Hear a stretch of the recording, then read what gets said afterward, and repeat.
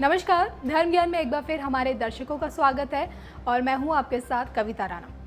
America में चुनावी पारा दिन पर दिन चढ़ता जा रहा है। राष्ट्रपति चुनाव में महज कुछ ही दिन बचे हैं और ऐसे में राष्ट्रपति डोनाल्ड ट्रंप के कोरोना पॉजिटिव निकलने से अमेरिका की सियासत गर्मा गई है।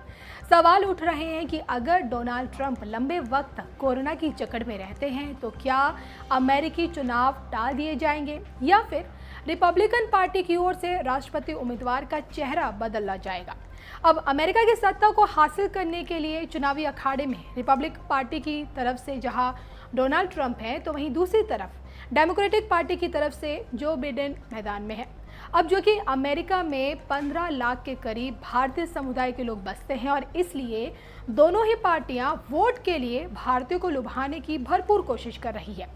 डेमोक्रेट्स ने भारतीयों के बीच नारा दिया है कि अमेरिका का नेता कैसा हो, जो बिडेन जैसा हो।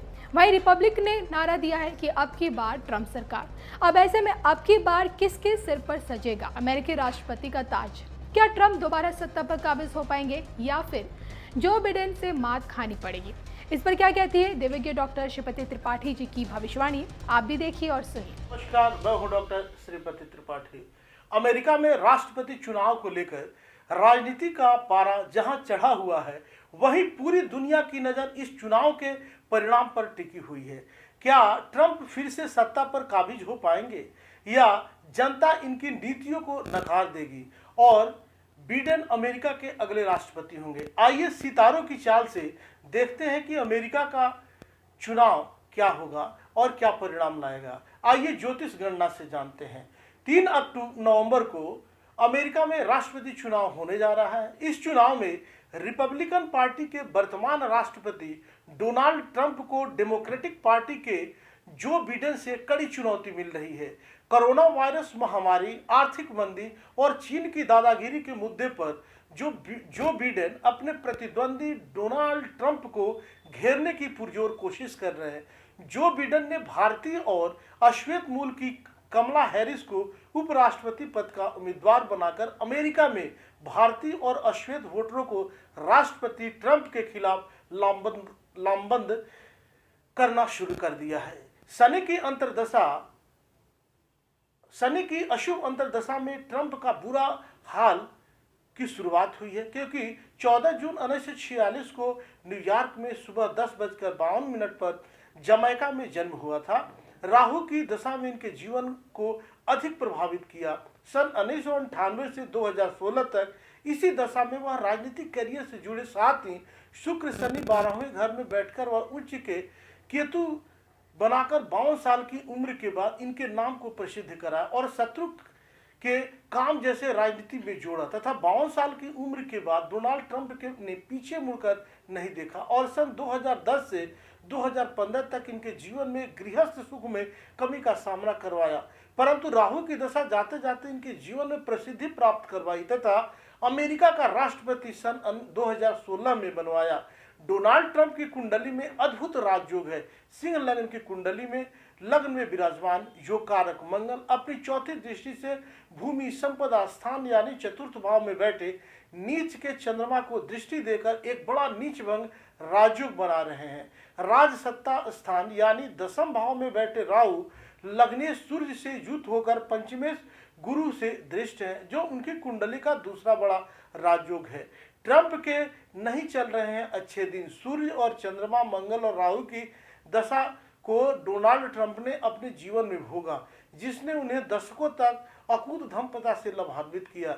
राहु मंगल की 20वीं दशा में वर्ष 2016 में दिग्गज नेता हिलेरी क्लिंटन को पराजित कर डोनाल्ड ट्रंप अमेरिका के राष्ट्रपति बने।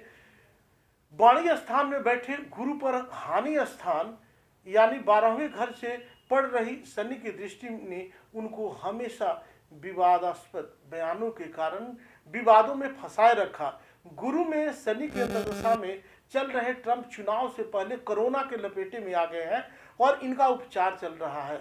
गुरु में शनि की चल रही दशा राजनीतिक दृष्टिकोण से इनके लिए अनुकूल नहीं है। कमला हैरिस पर है राहु की असीम कृपा। 20 अक्टूबर 2064 को रात में 9:28 पर ओकलैंड कैलिफोर्निया में जन्मी कमला हैरिस की माता भारत के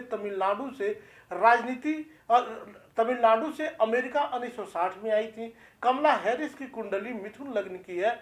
इनकी कुंडली में राहु की स्थिति राजनीति के क्षेत्र में इनको अद्भुत प्रसिद्धि दिलाने वाली है। इसके साथ ही इनकी कुंडली में लग्नेश बुध और सूर्य पंचम भाव में है तथा पंचमेश शुक्र पर नौमेश शुक्र की दृष्टि एक बड़ा राजयोग निर्मित कर रही है।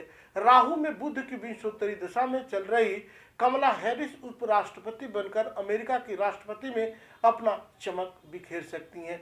ग्रह दशाओं के अनुसार कमला हैरिस का समय ज्यादा ठीक चल रहा है। क्या अब की बार बिडेन की सरकार बनेगी? 20 नवंबर 2042 को सुबह 8:30 पर पेंसिल्वेनिया में पैदा हुए जो बिडेन अमेरिका की राजनीति में एक बड़ा नाम है। लगातार 7 बार अमेरिकी सीनेट में चुने जा चुके जो बिडेन वर्ष 2009 से 2017 तक अमेरिका के उपराष्ट्रपति भी रह चुके हैं। जो बिडेन की वृश्चिक लग्न की कुंडली में भाग्य स्थान यानी 9वें भाव में उच्च के गुरु विराजमान है। मेष राशि में बैठे चंद्रमा पर मंगल की दृष्टि जो बिडेन की कुंडली में एक बड़ा राजयोग बना रहा है। लग्न से 10 में सूर्य लग्न में शुक्र के साथ विराजमान होकर गुरु से दृष्ट है जो कि एक बड़ा राजयोग बना रहा है। लग्न से 10 में सूर्य पर गुरु की दृष्टि और चंद्रमा से 10वें भाव पर भी गुरु की दृष्टि जो बिडेन को अपना आशीर्वाद दे रही है। इसके अतिरिक्त नवांश और दशमांश से भी गुरु कर्म भाव को अपना आशीर्वाद दे रहे हैं। ऐसे में गुरु में राहु की अंतर्दशा में चल रहे जो बिडेन का अगला अमेरिकी राष्ट्रपति बनने का योग अधिक प्रबल दिख रहा है। ग्रह दशाएं इनके पक्ष में है। इनको राष्ट्रपति बनते बता रहे हैं ग्रह दशाएं कि राष्ट्रपति बनते हुए नजर आ रहे हैं। तब तक के लिए दीजिए मुझे इजाजत। मिलते हैं अगले वीडियोस में। तब तक के लिए नमस्कार। जय माता दी। वंदे मातरम।